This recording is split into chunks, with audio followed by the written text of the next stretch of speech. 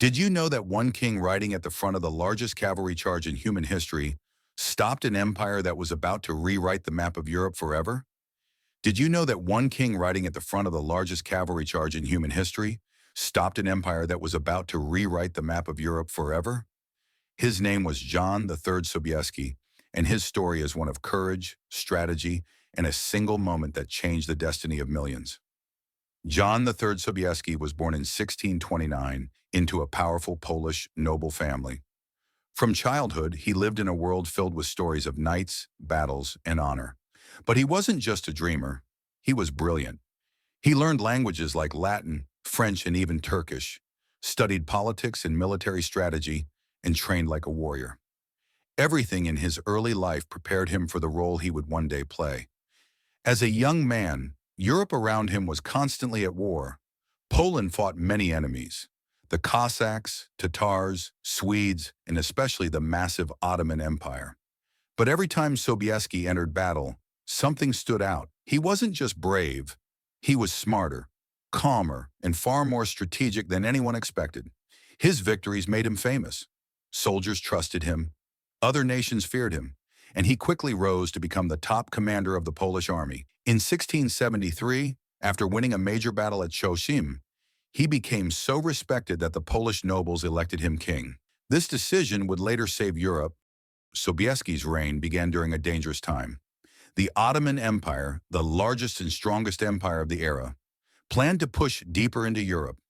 Their armies marched toward Vienna, one of the most important cities in the West. If Vienna fell, the Ottomans could dominate the entire continent. In 1683, Vienna was surrounded. For 2 months, its people starved, fought, and prayed as the Ottoman army tightened its grip. The city was about to fall, and Europe was on the edge of collapse. Then something unbelievable happened. Jan III Sobieski marched across the mountains with thousands of Polish soldiers to rescue Vienna.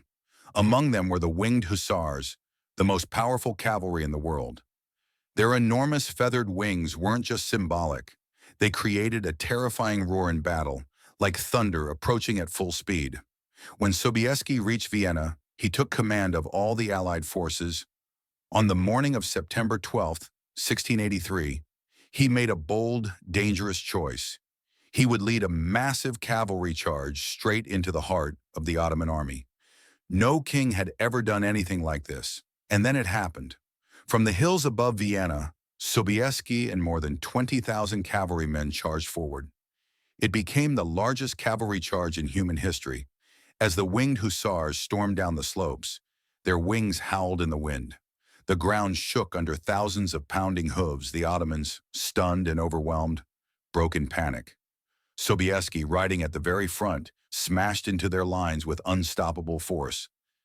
In just a few hours, the siege was broken. Vienna was saved. The Ottoman advance was stopped, and Europe was changed forever. When news of the victory spread, Sobieski was hailed as the savior of Europe. Leaders across the continent praised him. Letters described him as a lion, a hero, a king chosen by destiny.